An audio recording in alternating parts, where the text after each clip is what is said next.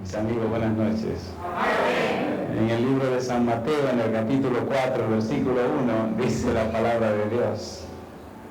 San Mateo, capítulo 4, versículo 1. Entonces, Jesús fue llevado por el Espíritu al desierto para ser tentado por el diablo. ¿Oramos? Querido Padre Celestial, muchas gracias por la linda oportunidad de reunirnos otra vez para estudiar su palabra. Muchas gracias, Señor, por la compañía de los ángeles. Gracias por la dirección y la bendición de su Espíritu Santo. Permita que su Santo Espíritu nos hable hoy y nos traiga palabra de vida para vida eterna. Padre Santo, que este lugar se llene de su aroma, de su perfume, de su fragancia. Que la luz que dimana del trono de su gracia pueda llegar a cada corazón presente, alcanzando así salvación y vida eterna. Diríjanos, Señor, lo pedimos en el nombre de Jesús. Amén, Señor. Amén. Se pueden sentar, muchas gracias. Hoy vamos a comenzar un trabajo que posiblemente nos tome 2 días. En realidad nos tomará 2 días. Hoy y mañana, si Dios quiere. Vamos a trabajar con lo que fue la tentación de Jesús. Para entender lo que fue la tentación de Jesús, debemos repasar algo que estudiamos ayer. Está en el libro de San Mateo, capítulo 3, versículo 17. Dice el verso 17, y hubo una voz de los cielos que decía, ¿qué cosa? Este es mi Hijo amado, en quien tengo complacencia. Decíamos ayer que este pasaje, el versículo 17, es la combinación de 2 textos del Antiguo Testamento. ¿Recuerdan que hablamos de eso ayer? ¿Lo recuerdan o no lo recuerdan? Salmos capítulo 2, versículo 7. Veamos Salmos 2, 7. Dios toma 2 versículos del Antiguo Testamento y los une para expresar esa frase del capítulo 3, versículo 17. Si entendemos esta introducción, vamos a entender entonces las tentaciones de Jesús. Si no entendemos la introducción, entonces la tentación no va a ser tan comprensible para nosotros. Salmos capítulo 2, versículo 7 dice, yo publicaré el decreto, Jehová me ha dicho, mi hijo eres tú, yo te engendré hoy. El otro pasaje está en el libro de Isaías, capítulo 42, versículo 1. Isaías 42, versículo número 1. Aquí aparece la segunda parte de la declaración que Dios hiciera en ocasión del bautismo de Jesús. Dice el versículo 1 del capítulo 42 en Isaías.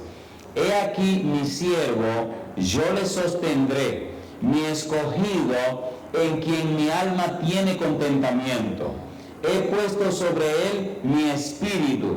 Él traerá justicia a las naciones. Cuando Jesús fue bautizado, ¿quién descendió en forma de paloma? El Espíritu Santo. ¿Y quién habló desde los cielos diciendo, este es mi hijo amado en el cual tengo contentamiento a él hoy? ¿Quién dijo eso? Dios. Entonces entendamos esto. En el bautismo de Jesús, Jesús logra entender que hay una doble misión. Número 1, él viene como el rey conquistador. He aquí, este es mi hijo amado. Salmo 2:7. Pero también Jesús viene como el siervo sufriente, en el cual tengo contentamiento. De modo que en la vida de Jesús se van a conjugar 2 cosas. Número 1, el rey conquistador. Y número 2, el Mesías rey conquistador. Y número 2, el siervo sufriente. Si esas son las 2 disyuntivas en la vida de Jesús, Satanás lo va a tentar en esa dirección.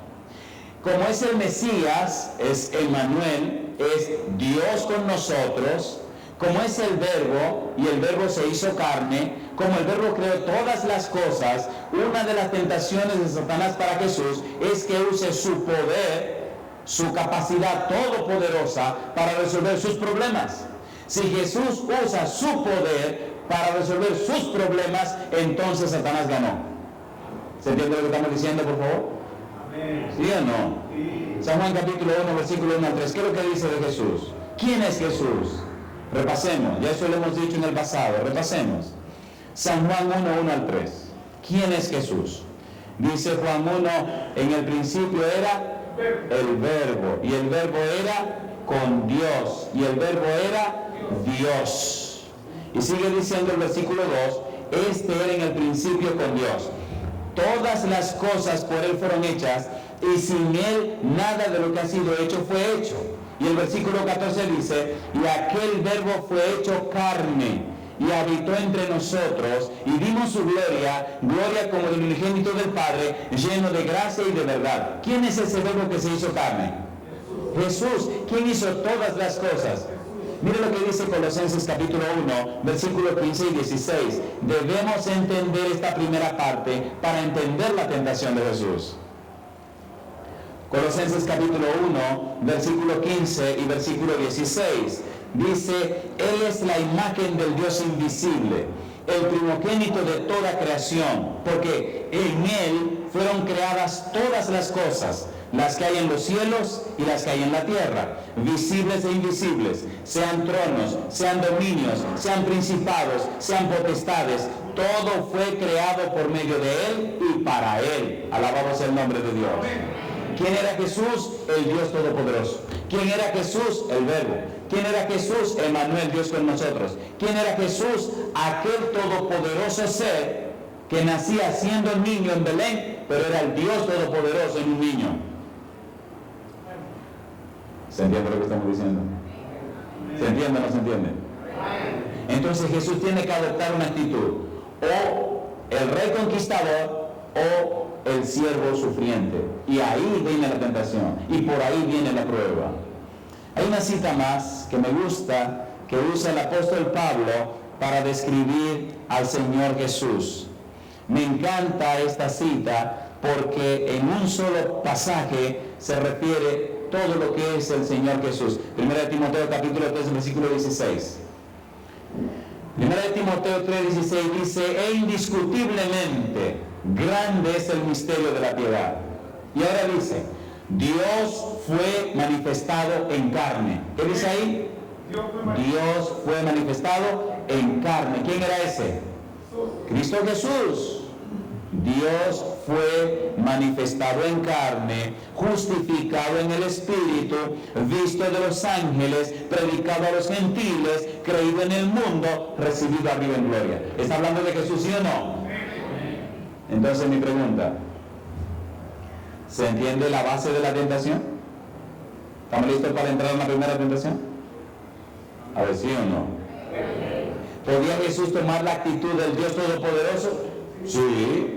¿Podría Jesús mejor adoptar la actitud del siervo sufriente? Sí. Él tiene que hacer una decisión. Y en un momento vamos a ver eso. Hablemos un poquito más acerca de la tentación, ya que estamos tocando este tema. La pregunta es, ante la tentación de Satanás, ¿cuál será la actitud que adoptará Jesús? ¿Será que se presentará como rey conquistador o se presentará como el siervo sufriente? ¿Optará Jesús por un trono o optará Jesús por una cruz? ¿Hacia dónde se irá él? ¿Qué preferirá? Y mirando la tentación hay que verla en esa dirección. En el libro de San Mateo, capítulo 16, San Mateo capítulo 16, versículos 21 al 24, vamos a ver qué pasó y qué actitud adoptó Jesús al transitar por la tierra. ¿Qué era lo que él iba a decidir? O el rey conquistador o el Mesías, el siervo sufriente.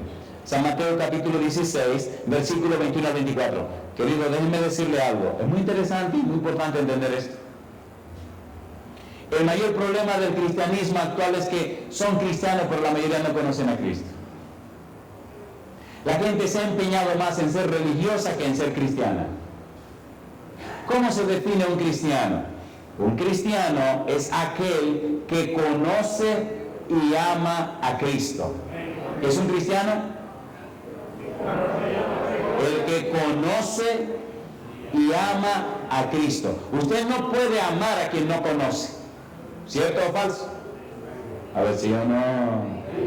¿Sí o no?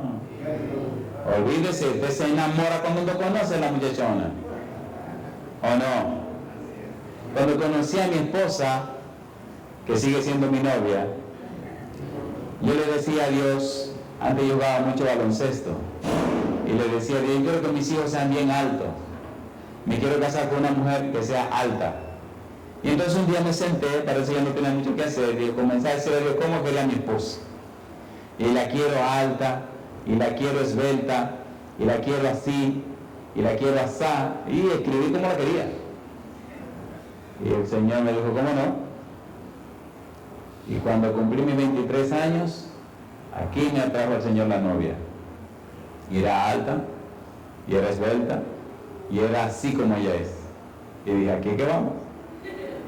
La probé, pasó la prueba, y entonces empezamos una linda relación. Aunque ustedes no lo crean, nos casamos. Y hasta tuvimos 3 hijos. Y salieron grandotes, altos y fuertes, y elegantes como su mamá, como yo, ¿no? O sea, fueron el resultado de esta relación entre mi esposa y yo. Ahora una pregunta le hago. ¿Por qué me casé con doña Estea? La conocí. Recuerdo que cuando comenzamos a tratarnos, yo le decía a Dios, Señor, pero esta muchachita es tan sencilla. Hay una comparación que hace reír a mi esposa cuando la escucha y cuando estamos así en una reunión. Yo le decía a Dios, a mí me gustaría, ¿saben ustedes los carros BMW, los Mercedes-Benz, los Bentley, los Lamborghini? ¿Han visto esos carros que finos son? Yo le decía a Dios, Señor, yo quiero un carro de eso, yo quiero un carro de eso. Me dijo, no, mi negro, esos carros son muy caros, muy finos, y arreglarlo y darle mantenimiento es difícil. Yo mejor te voy a escoger tu carro para casarte. Digo, ¿cómo no? Y me escogió una Toyota, una Station Wagon. Mire que ese carrito ha salido y no se le daña el motor. He visto muchos Bentley, muchos Mercedes-Benz, muchos BMW, compadre, que han ido al taller 60 veces. Y este carrito se mantiene ahí sin dar problema. Voy a tener 25 años manejando ese carro y no se me ha dañado. No le he tenido que cambiar el motor, solo le cambio el aceite, le cambio el filtro y a caminar se ha dicho. La pintura la conserva como de fábrica. ¿Me están entendiendo? Así que yo supe coger el carro para mi matrimonio. Déjese de borrería, pídele de un carro que funcione, porque muchos se llevan del brillo y del entiende. Y al rato el carro le da un palo y ahí se quedó todo. Uno no puede amar a quien no conoce. Uno ama a quien conoce. Y en la medida que uno conoce a la persona y descubre los valores en la persona, entonces uno se enamora más, ¿sí o no? A ver, ¿sí o no? Usted no me puede decir que es cristiano si no conoce a Jesús. Usted tiene que conocer a Jesús para amarle entonces. El mundo de hoy está como está porque la gente no conoce a Jesús. Si lo conocieran, el mundo sería diferente. ¿Es así o no es así? Entonces necesitamos predicar a Jesús, necesitamos presentar a Jesús, necesitamos vivir a Jesús para que la gente pueda conocer a Jesús.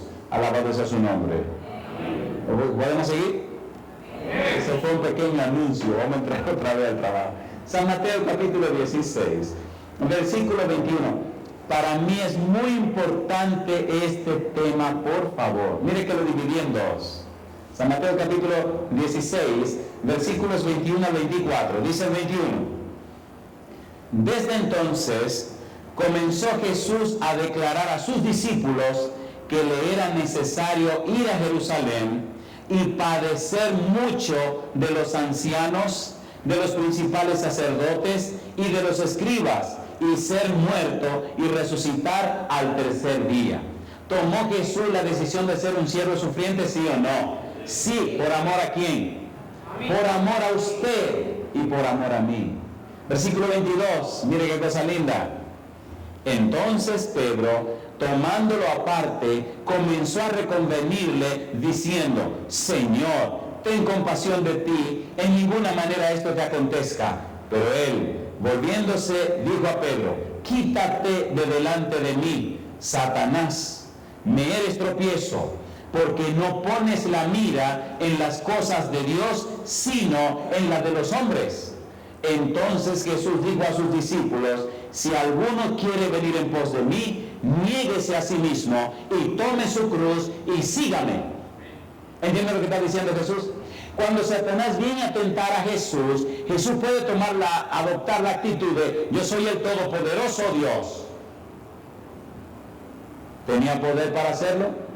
Sí, pero él se negó a él mismo, se negó al poder que él tenía, rehusó usar ese poder, puso ese poder a un lado y se convirtió en un siervo sufriente por amor a usted. ¿Merece Jesús nuestro amor, sí o no? A mí el diablo no me va a tentar de que convierta piedra en pan, porque él sabe que yo me pase 20 años diciéndole, hágase pan, jamás se va a hacer pan. ¿Y quién soy yo? Él no me va a tentar con esa cuestión. Dice al negrito, hay otra cosa que le tengo, pero imagínense. Pero ¿tenía Cristo poder para cambiar la piedra en pan? ¿Tenía o no tenía? ¿Tenía hambre de Jesús? ¿Cuántos días tenía sin comer? Compadre, después de 40 días, cualquiera se comete una piedra. Y nada más tenía que decir, hágase pan y se acabó. Pero si lo hacía, se fastidiaba la redención de nosotros. Aquí me detengo porque vamos a entrar ahora en algo muy serio. Mi pregunta, y con esta sigo. ¿Verdad que se entiende lo que he querido decir? ¿Verdad que Jesús podía adoptar la actitud del Rey, Dios Todopoderoso, o la actitud de un siervo sufriente? ¿Sí o no? Leamos otra cita. Leamos otra cita. En el libro de San Mateo capítulo 26, miren cómo él vuelve a repetir la situación. San Mateo capítulo 26, versículo 36 en adelante.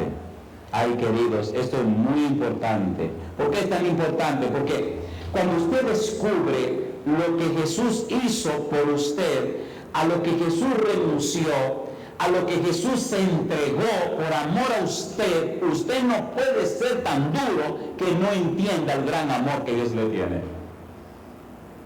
Versículo 36, capítulo 26, San Mateo. Dice el verso 36. Entonces llegó Jesús con ellos a un lugar que se llama Getsemaní y dijo a sus discípulos, sentaos aquí, entre tanto que voy allí y oro. Y tomando a Pedro y a los dos hijos de Zebedeo, comenzó a entristecerse y a angustiarse en gran manera. Entonces Jesús les dijo, mi alma está muy triste hasta la muerte, quedaos aquí y velad conmigo. Una pregunta para usted. Ahí en Getsemaní, ¿podría Jesús decidir, sigo hacia adelante hacia la cruz, o podía decidir, dejo esta cuestión y me regreso al cielo? ¿Sí o no? ¿Sí o no? Pudo haber dicho, bueno, yo dejo esta cuestión, vuelvo a hacer otra vez lo que yo siempre he sido, el Rey Todopoderoso. O digo, me someto a la voluntad del Padre de dar mi vida por personas que no lo merecen. Y fue un momento crucial. Hay una palabra interesante que explicamos en una serie que preparamos que se llama El significado de la cruz. Es una palabra que se escribe diapéresis. La angustia de Jesús fue tan grande, la lucha mental de Jesús fue tan poderosa que vasos capilares se le rompieron. Y entonces sudó sangre y agua.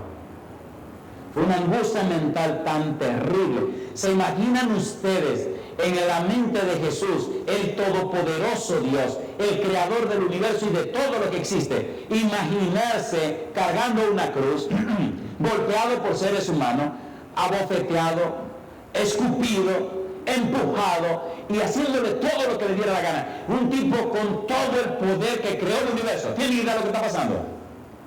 A ver, ¿tienen idea? Y eso llenó la mente de Jesús. O sea, el que todo lo puede, someterse a las cosas más extrañas que los seres humanos quisieran hacer junto con los demonios. Y entonces yo me digo, ¿pero cómo la gente puede ser tan mala de no entender el sacrificio tan grande que Jesús hizo y el amor tan grande que mostró a seres humanos débiles y pecadores que no merecen un amor así? ¿Lo merecíamos nosotros? Y sigue diciendo la Biblia, San Mateo capítulo 26, versículo número 38. Entonces Jesús les dijo, mi alma está muy triste hasta la muerte. Quedaos aquí y velad conmigo. Yendo un poco adelante, se postró sobre su rostro, orando y diciendo, Padre mío, si es posible, pase de mí esta copa, pero no sea como yo quiero, sino como tú. Vino luego a sus discípulos y los halló durmiendo, y dijo a Pedro, así que ¿no habéis podido velar conmigo una hora? Velad y orad para que no entréis en tentación. El espíritu a la verdad está dispuesto, pero la carne es débil.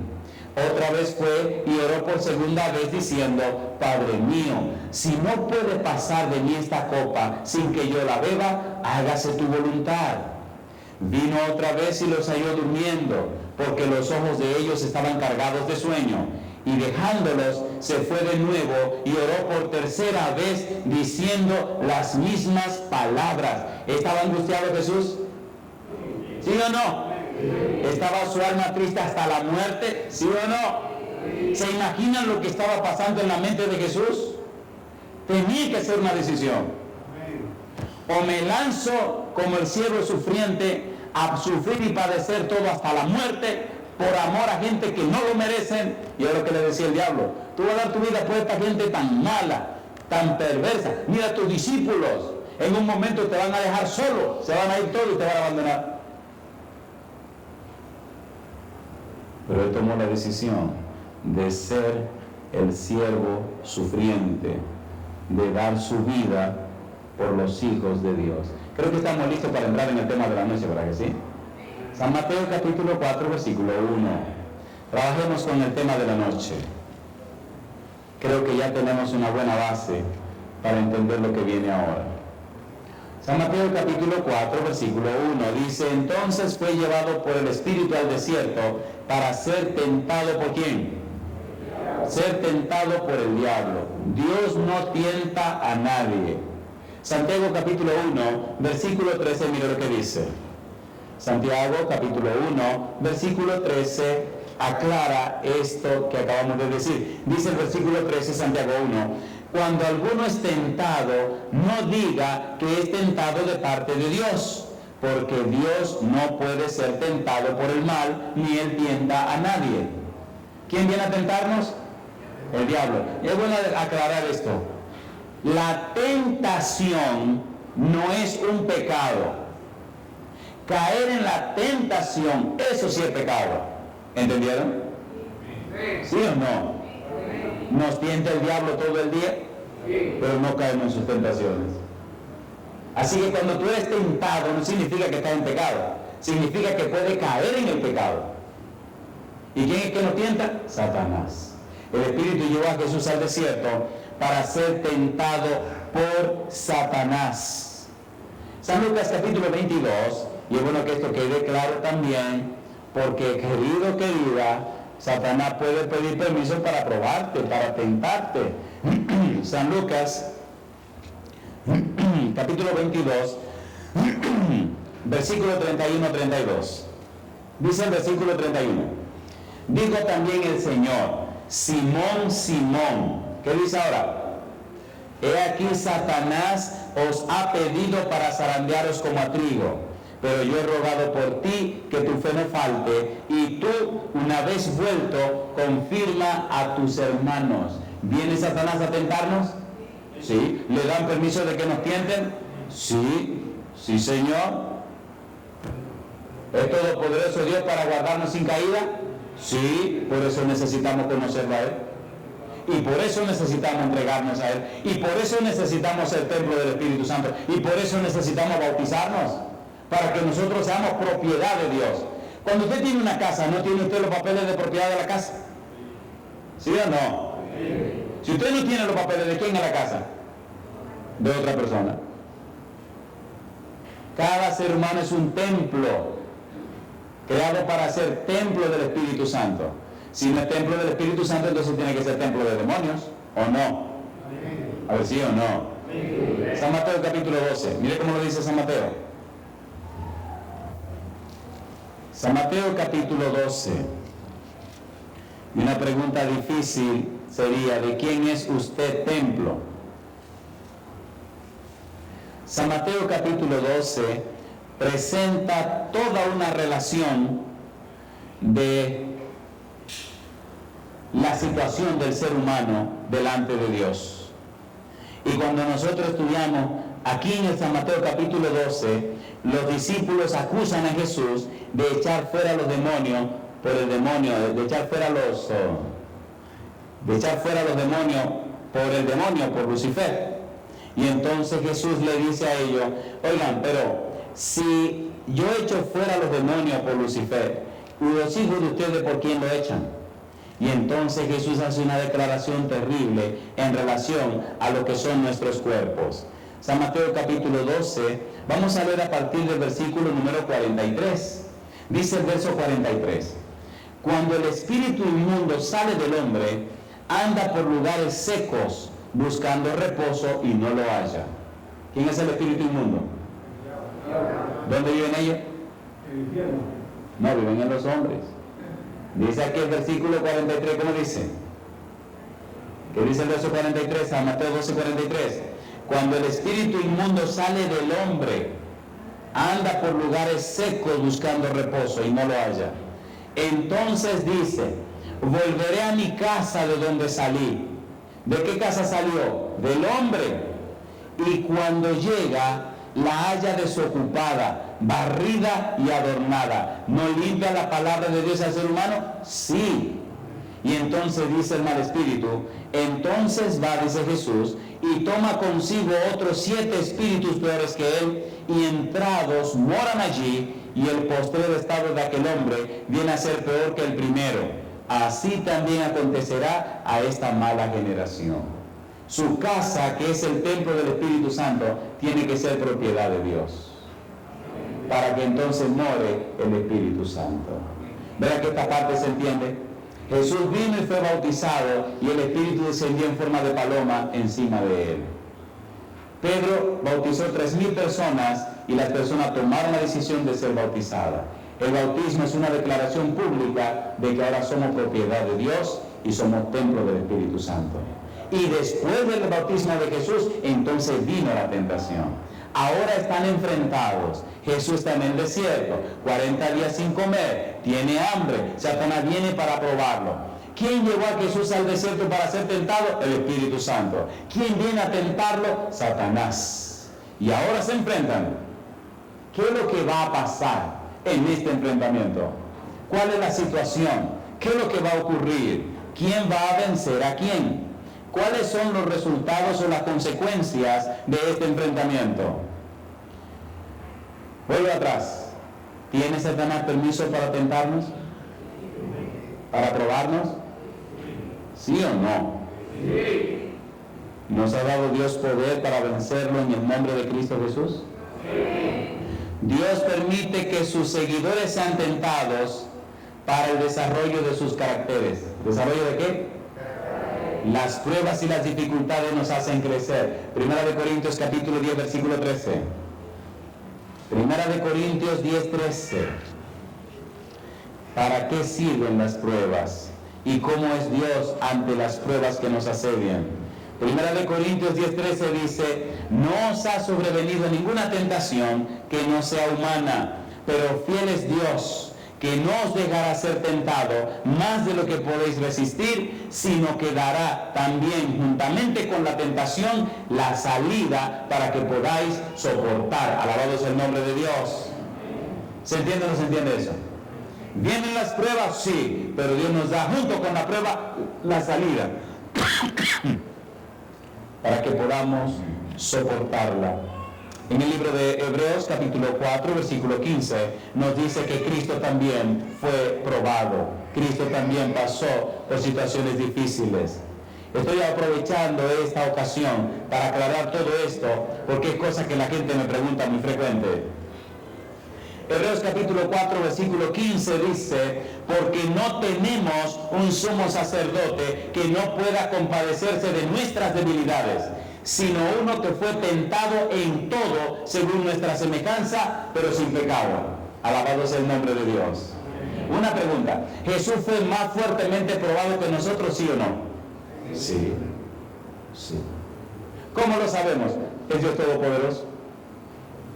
¿Podía convertir el pan en la piedra en pan? Es más, podía hacer pan sin ni siquiera tener piedra. Él nada más tenía que decir pan y ahí mismo aparecía el pan. Pero si lo hacía, se malograba el plan de redención. Y ahora vemos a estos dos personajes de frente, Ahora vemos al enemigo mirando de frente al Señor Jesús y en medio de su hambre, en medio de los 40 días sin comer, Satanás se aprovecha para desatar su tentación. El diablo siempre aprovecha que la persona esté débil o debilitada para probarla. Satanás siempre espera que la persona esté en una circunstancia desfavorable para él entonces venir con su tentación. Espera momentos difíciles para atacar y tener la presa ya maltratada, para él asegurarse de que se va a caer. Cristo está hambriento y ahora viene y se aparece. Cuando Satanás se aparece, su tentación está disfrazada, está velada. Dios había dicho recientemente, ¿qué cosa? Este es mi Hijo amado, en el cual tengo contentamiento a él oír. Ahora la tentación de Satanás es, si eres el Hijo de Dios. ¿Cuál es la tentación? Si eres. ¿No había dicho Dios ya que ese era el Hijo de él? ¿Sí o no? ¿Creyó Jesús en lo que Dios dijo? ¿No vino el Espíritu en forma de paloma? ¿No se abrió el cielo? Ahora Satanás comienza, en medio del hambre que Jesús tiene, a probarlo para poner en duda lo que Dios había dicho. Es muy bueno que tú te lo tomes bien en cuenta. El primer mal paso en caer en una tentación es dudar de lo que ya Dios ha dicho. Si Dios dijo no, es no. No venga a darle vuelta al negocio. A veces Dios nos dice no, pero mira Señor, ya te dijeron que no, esté tranquilo, vete de ahí. ¿O no? ¿Sí o no? ¿Sí o no? Si el Señor dijo, tú eres mi Hijo amado, ya se acabó. Ahora viene Satanás y le dice, si eres Hijo de Dios. Alguien escribió, el primer punto de la tentación es crear duda y desconfianza en Dios y en la veracidad de su palabra.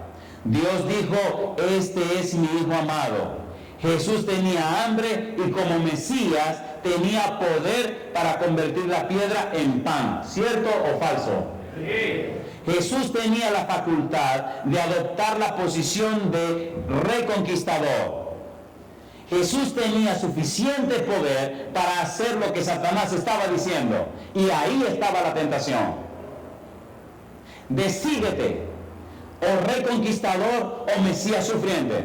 Si tú actúas como reconquistador para beneficio tuyo, se les fracasó el plan de salvación a ustedes. Porque entonces Satanás iba a decir, ajá, qué bueno, resolver tu problema que eres todopoderoso. Y estos infelices, ¿con qué van a resolver? ¿Se entiende ahora, por favor? Así que Jesús tenía que hacer una decisión. Imagino los ángeles mirando ese momento difícil, ese momento crítico. Jesús fue tentado mucho más que lo que cualquier otra persona pudo jamás haber sido tentada. La fuerza de la primera tentación consistía en hacer que Jesús usara su poder para satisfacer sus necesidades. O reconquistador o siervo sufriente. Si convierte la piedra en pan para beneficio personal, se malogra completamente la redención. San Juan capítulo 6, versículo 14-15. Veamos un poquito más a fondo esto. San Juan capítulo 6, versículo 14 y versículo 15. ¿Se acuerdan del milagro de los panes y los peces? A ver, ¿sí o no? San Juan capítulo 6, versículo 14, versículo 15, dice el 14, aquellos hombres entonces, viendo la señal que había hecho, dijeron, ¿qué cosa? Este verdaderamente es el profeta que había de venir al mundo. Pero entendiendo Jesús que iban a venir para apoderarse de él y hacerle rey, volvió a retirarse al monte solo. Alimentó miles de personas con 2 o 3 panes y peces, ¿sí o no? ¿Sí o no? Entonces los judíos dijeron, este es el rey que necesitamos. Este es el Mesías rey. Entonces Cristo sí tenía poder para cambiar la piedra en pan. Pero no lo hizo. ¿Por qué no lo hizo? Por amor a usted, por amor a mí. San Mateo capítulo 14, versículo 22. San Mateo capítulo 14, versículo 22. Mire lo que dice la Biblia. San Mateo capítulo 14, versículo 22. Dice el versículo 22: enseguida Jesús hizo a sus discípulos entrar en la barca e ir delante de él a la otra ribera, entre tanto que él despedía a la multitud. Toda la multitud quería tomarlo y proclamarlo rey, porque dijeron: este es el tipo que nos conviene, este es el tipo que necesitamos para que nos saque de la miseria en que vivimos y acabe con el poder romano. Me gustaría compartir con ustedes una cita que está en Deuteronomio capítulo 18. Deuteronomio capítulo 18, versículo 18. Ellos dijeron: este es el profeta que anunció Moisés. Este es el tipo que estamos esperando. Este es el Mesías. Este es el conquistador. Ya llegó el tipo a pelear, se ha dicho. Deuteronomio 18, 18 dice: profeta les levantaré de en medio de sus hermanos, como tú, y pondré mis palabras en su boca, y él les hablará todo lo que yo le mandare. Así que ellos estaban diciendo: esta profecía de Deuteronomio aquí se acaba de cumplir. Este sí es el tipo. Vamos a hacerlo rey. ¿Pero vino Jesús a ser un rey conquistador de la tierra? No. Jesús vino a darnos otro ejemplo, otro tipo de testimonio. Alguien escribió: en la tentación del pan está la idea de empujar a Jesús a establecer un reino sin la cruz. La tentación de ser el Mesías político, económico, militar que los judíos esperaban. Jesús rechaza el camino de la grandeza y se queda en el camino a la cruz. Escoge ser el siervo sufriente. Mi pregunta: ¿y cuál fue la respuesta de Jesús? San Mateo capítulo 4. Mire qué cosa linda. Mire qué cosa linda. Y aquí vamos a ir terminando con la ayuda de Dios. San Mateo capítulo 4. Mire la respuesta sencilla y humilde de Jesús. Dice el versículo 3: y vino el tentador y le dijo: si eres hijo de Dios, di que estas piedras se conviertan en pan. Él respondió y dijo: ¿qué cosa? Escrito está: no solo de pan vivirá el hombre, sino de toda palabra que sale de la boca de Dios. ¿Tenía hambre Jesús? ¿Sí o no? ¿Qué prefirió? ¿Comer pan o creer lo que Dios había dicho? ¿Y qué era lo que Dios había dicho? Este es mi hijo amado, en el cual tengo contentamiento a él oír. Jesús le dijo: ¿qué me importa morir de hambre? Yo voy a seguir confiando en lo que Dios ya dijo. ¿Qué me importa la vida misma? Yo voy a morir, pero voy a morir creyendo en lo que Dios dijo. Si yo digo que yo soy su hijo, yo le voy a creer. ¿Ha llegado ahí la fe suya? ¿Cree usted en la palabra de Dios? ¿Cree usted en lo que Dios dice? ¿Tenía hambre Jesús? ¿Cuántos días sin comer? ¿Verdad que estaban demacrados el tipo? ¿Tenía poder para convertir la piedra en pan? ¿Podía hacerlo o no podía hacerlo? ¿Tenía poder para hacerlo? Él decidió creer en lo que Dios dice. Decidió confiar en la palabra de Dios. ¿Cree usted en la palabra de Dios? ¿Confía usted en la palabra de Dios? Dos cosas. San Mateo capítulo 11, versículo 28 en adelante. Dos cosas. San Mateo capítulo 11, versículo 28. Jesús dice: venid a mí todos los que estáis trabajados y cargados, y yo os haré descansar. Llevad mi yugo sobre vosotros y aprended de mí, que soy manso y humilde de corazón. ¿Y qué cosa? Y hallaréis descanso para vuestras almas, porque mi yugo es fácil y ligera mi carga. ¿Miente Jesús? No. ¿Cumple Jesús su palabra? ¿Es fiel Jesús a lo que dice? ¿Podemos venir a Jesús para hallar descanso para nuestras almas? ¿Sí o no? Cuando Dios hace una promesa, ¿Cumple Dios la promesa que hace? ¿Podemos venir al Señor y confiar en lo que ha dicho? ¿La palabra de Dios es para siempre? Volvemos a San Mateo capítulo 4. Me gusta la declaración de Jesús. Me gusta la declaración de Jesús y quiero remacharla. ¿Qué dice él? Mateo 4:4.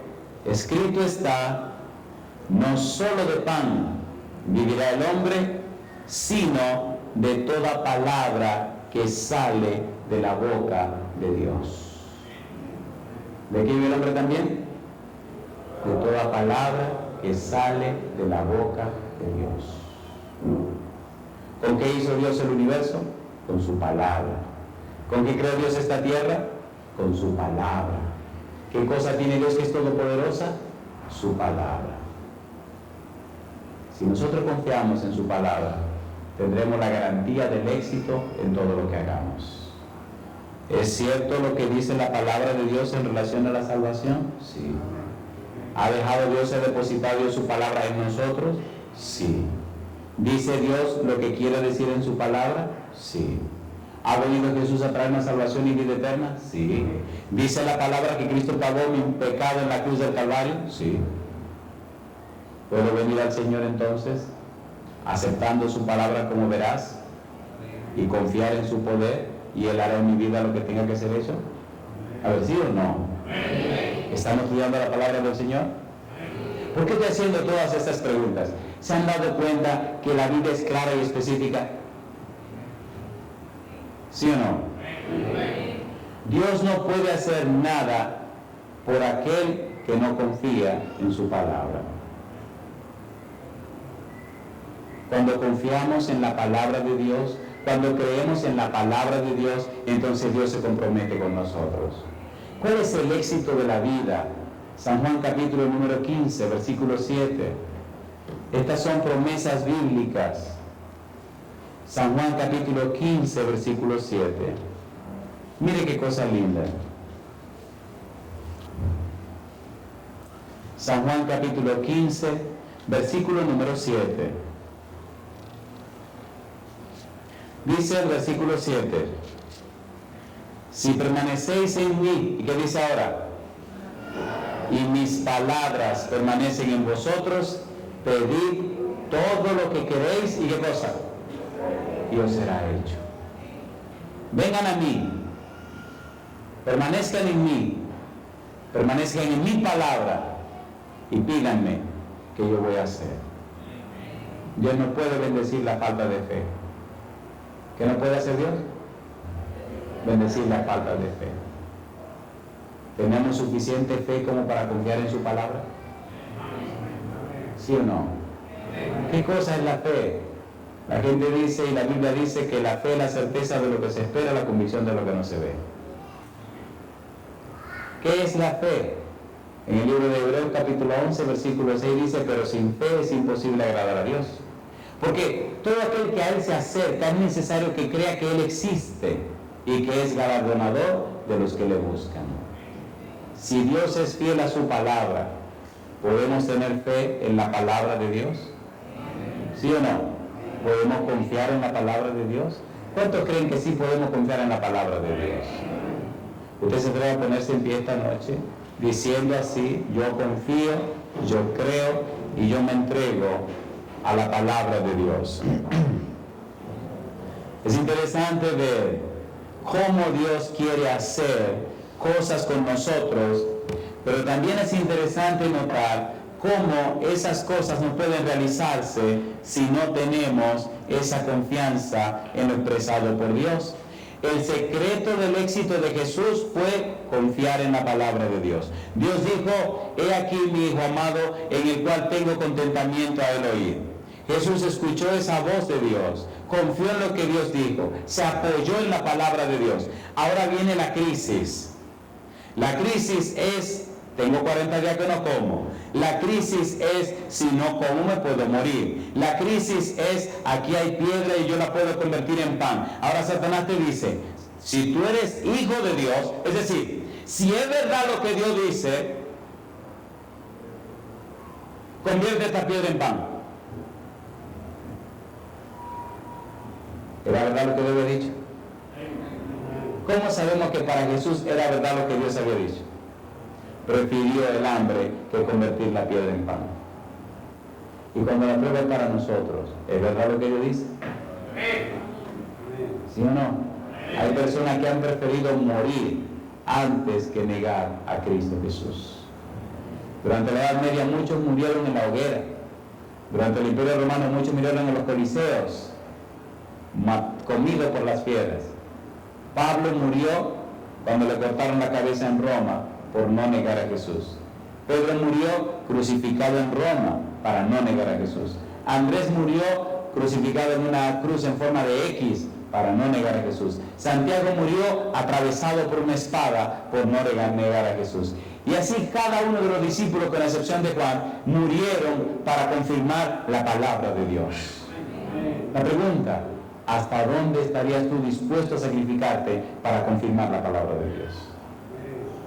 No todo el que me dice Señor, Señor, entrará en el reino de mi Padre, sino el que hace la voluntad de mi Padre que está en los cielos.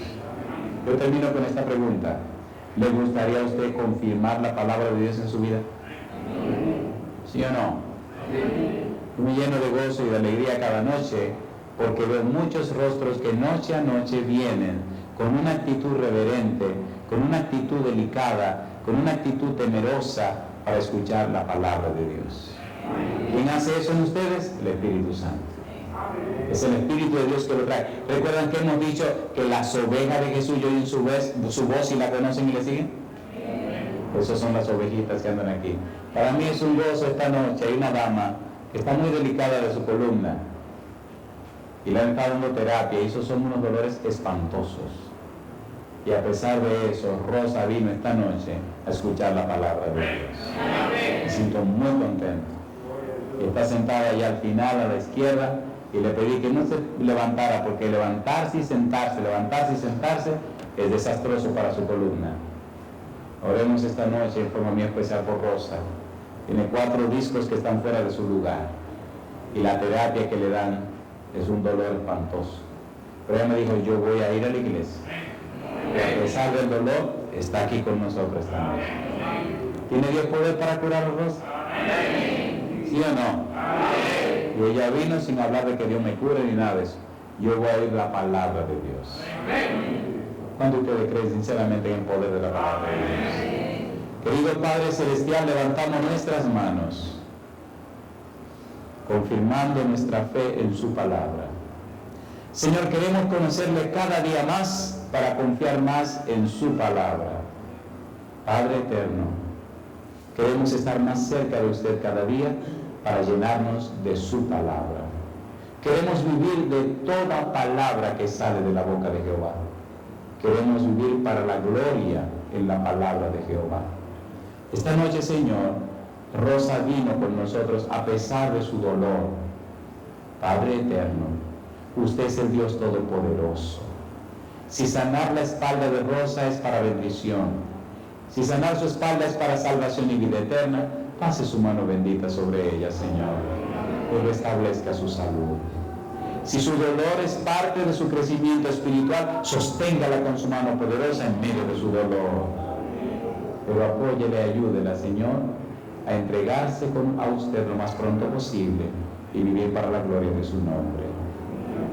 A los demás amigos y amigas que nos acompañan, Señor, visítelos cada día en una forma muy especial a través de su Espíritu Santo. Que mantengan su decisión firme de caminar de la mano con usted. Que mantengan su decisión firme de entregarse a usted y vivir de toda palabra que sale de la boca de Jehová. A todos aquellos que han tomado la decisión de entregarse a usted para tener su nombre en el libro de la vida, sosténgalo con su mano poderosa. Y a pesar de las dificultades y los problemas, que muy pronto ellos también sean llamados hijos del Altísimo, herederos de la patria nueva. Es nuestro deseo de oración en esta noche, Señor, en el nombre de Jesús.